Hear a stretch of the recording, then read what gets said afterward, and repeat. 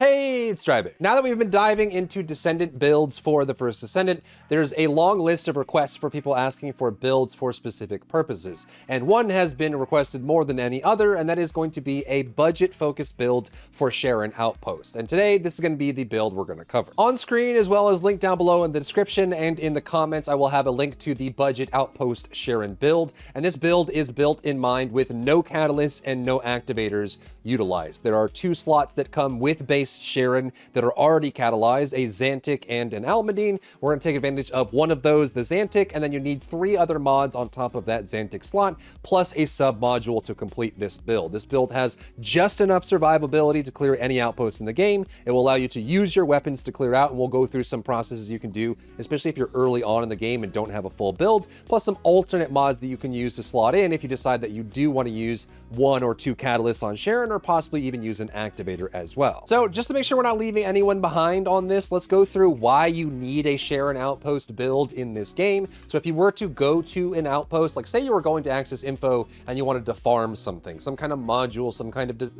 some kind of build thing, you're trying to farm ultimate, via you go to the list here and you find out that some of these drop locations for the item you're looking for comes from a void fusion reactor. So when you click on this and you go to the area, you can see that yes, you do need amorphous material to go to these reactors to open them to get the drops you're looking for. But you'll notice that every reactor in the game opens both an even numbered amorphous and an odd numbered amorphous. So if you go to the nearby outpost, in most cases, there's a couple maps where it'll be in a different area, but if you go to a nearby outpost, you'll notice that on the loot list for that outpost, there is an even numbered amorphous that drops just by clearing the outpost. You go to the outpost, you destroy all the generators, you kill the final boss, and you'll get a chance at dropping this at 25%. However, if you scroll down, you'll notice that there is another area here, additional reward for successful infiltration, and this is the odd number amorphous, as well as a chance at the stabilizer.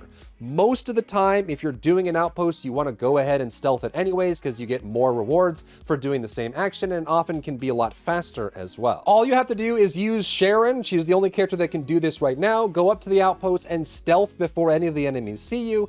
Go inside, and there will be this unique area. You can stand in front of the generator, activate it to disable it, instantly destroy it, and do that to all the generators, and the boss will spawn. So it's way faster, way more efficient. You can very easily just jump in and complete it. The key here is that no one can get seen while the mobs are active. You have to do this completely stealth, and it's something that you'll find, especially if you're a newer player, you have to learn how to do if you're doing public lobbies, because people will try to do this and you can interrupt it based on that. Also, by the way, I'm pretty confident that you will still get a chance at the unique item as long as you stealth at least 1 generator. If you do any stealth at all, you'll get a chance at it, but doing all the generators in stealth will give you the highest chance. However, base Sharen won't be able to do this for every single outpost for a couple reasons. The first and most important is going to be the duration of your stealth. It's just not long enough at base to be able to run to 3 or 4 different generators, clear them out. In some outposts, they're very far apart, and so you will struggle to get from each one there. You need about 15 to 16 seconds of stealth duration to be comfortable doing those things, and keep in mind that you can double jump while you are stealth, and you can also grapple while you're stealth, so things like long distance or mid-air maneuvering make a big difference for you. And the second thing you'll need is survivability, a good amount of HP and a good amount of defense to be able to survive the mobs that are shooting you. Typically, once you reach endgame, all you do is you stealth, destroy all the generators, and then you focus on killing the elite that spawns, because that will despawn all of the other mobs. That gets you fastest to the amorphous that you're looking to farm, so everyone just runs through. And once you have a built weapon, like I have a maxed out Greg's and a maxed out Afterglow in the clip you're seeing here, and so I can very easily stealth, unstealth, shoot the boss, and destroy it. But I know that this was not always the case for me. If you don't have a maxed out weapon or a very well built weapon, it can be a lot harder for you to do the outpost. So with this build, it puts in just enough in every possible area to make sure that you can clear any outpost with just enough survivability. So we're going to pick up a sub module. You will need one in here to give you a little bit more boost on the max capacity, but it doesn't cost you an activator. It doesn't cost you a catalyst. You don't even need to catalyze the slot to do it. I personally like long distance maneuvering. You can use whatever you want. Just keep in mind that you can grapple while you're stealth to get that done. Then you need a lot of duration. With the modules you see on screen, you will get to 18.5 duration, and then the 2 set of Annihilation will get you to 19.1.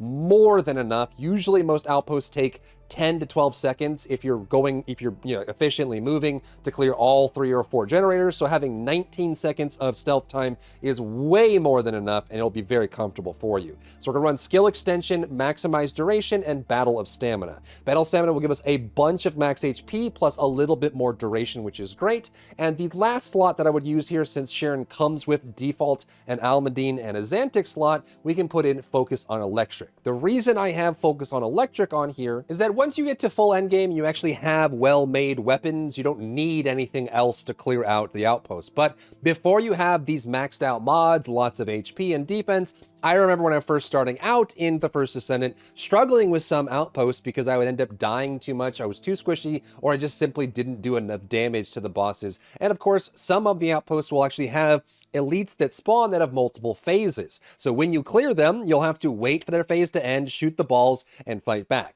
So an easy trick that you can use to make the outpost easier for you when you're first starting out is by using your ultimate ability, your 4, which allows you to clear out a whole bunch of adds in one go. So the process for when you're first starting out doing outposts is to stealth in, make sure you have the duration to do it. You go up on top of it and you open up the outpost, you clear them out.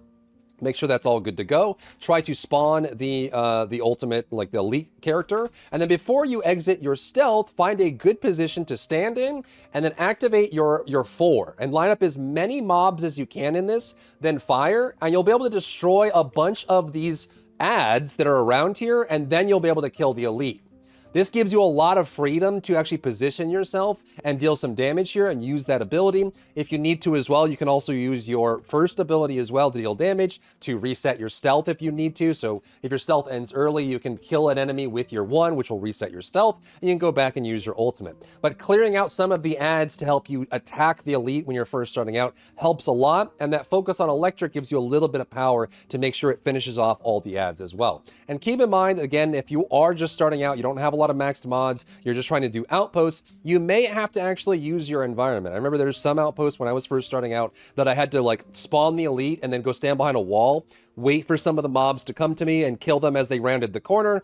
And then when there were enough of them were dead, then I would go and kill the elite. So again, if you're looking for a budget Sharen build, you're probably a newer player or someone who's just starting out, just try to take your time with learning it. You're not going to be able to clear the whole outpost as quickly as some of the videos you see online. Another trick that I'll pass on that I use for all of my outposts as well is that when you go to the map, you can press X on PC. I'm not sure what the button is on console, but you'll be able to mark, when it says down there that you can mark a target for tracking. So you can actually track the target. You can actually just mark the target and that icon will appear on your, like, in space in game. And this is great for when the outpost is resetting itself. You'll notice here that the outpost is resetting itself. It's not active right now. We can go to the map, set this as our active target. So like the waypoint button on the pop-up, we set that there, and then we can see the timer before it resets overall. For me, you could also use the in-game sounds as well. Anytime you hear the floating spaceship sound above you, the outpost has been reset. Or if you see the generators appear, even before their monitors fold out and finish that animation, the outpost is reset and good to go.